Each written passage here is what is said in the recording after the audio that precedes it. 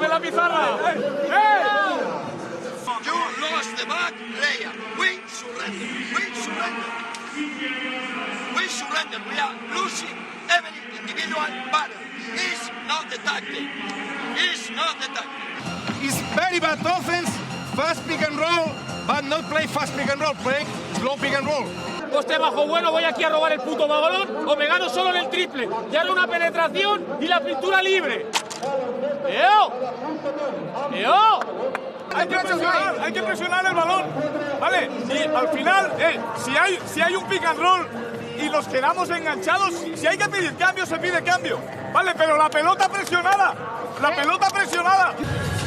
Hay que ponerse una defensa delante del balón. We have to stay from the ball. Vamos ahí, más duro, Aprieta, y salida one on one. rápido, no pensemos en cambio. Don't switch. Balón, sí, pero no vayamos al tema. Switching, deny, strong, put the body, press the ball.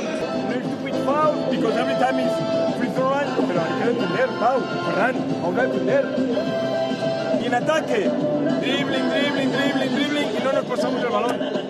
Everybody talk, but nobody is be aggressive in our loose balls.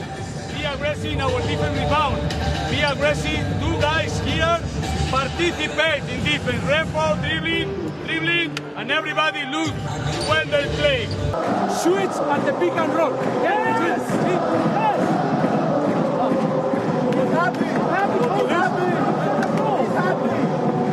Go deeper, use the screen.